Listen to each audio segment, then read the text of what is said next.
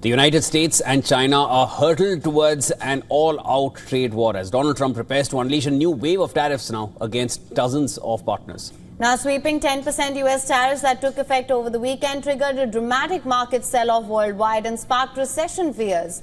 Rates on imports from the U.S. from dozens of economies are now set to rise further, and this will see tariffs imposed on Chinese products since Trump's return reach a staggering 104%. The new tariffs come after Beijing's pushback against Trump. Trump has threatened to ratchet up tariffs to 104% in response to China's decision to match reciprocal duties that Trump announced last week. China has refused to bow out to what it called blackmail and vowed to fight to the end against U.S. tariffs. Trump remains defiant despite major U.S. indexes tumbling again. He believes his policy will revive America's lost manufacturing base by forcing companies to relocate to the U.S. The White House says nearly 70 countries have reached out looking into begin negotiations on reducing the impact of Trump's tariffs policy. White House Press Secretary Caroline Leavitt said that the deals will be made if they benefit American workers and address chronic trade deficits. Trump has directed his team to work on tailor-made deals for each country that reaches out. Trade Representative Jamieson Greer has said that exemptions to Trump's global tariffs are not expected in the near term. The trade representative who oversees the implementation of the tariffs also said that Trump's sweeping tariffs are already getting results, bringing other countries to the negotiating table to discuss reducing their trade barriers. But things may be challenging for a while. Addressing the Senate Finance Committee, Greer said that there is no particular timeline for trade negotiations.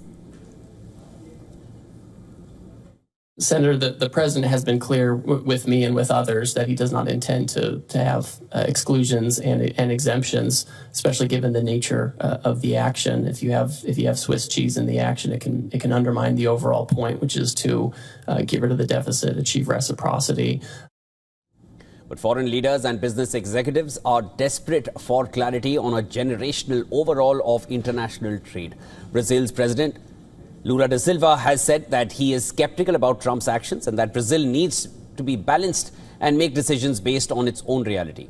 Italy's Giorgia Meloni has said that she will visit Washington next week to talk to Trump as the European Union seeks to avert an all-out trade war. Amid the uncertainty, Republican senators on Capitol Hill responded to concerns over tariffs and volatile markets. Vice President J.D. Vance has also defended Trump's tariffs, saying the U.S. economic model as harming its own workers. He said in an interview on Fox News that they borrow money from Chinese peasants to buy the things those Chinese peasants manufacture.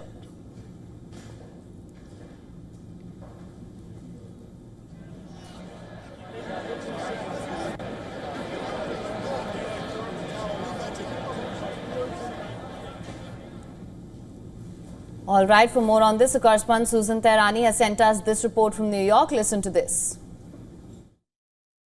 President Trump has intensified trade measures against China, imposing a 104% tariff on Chinese goods.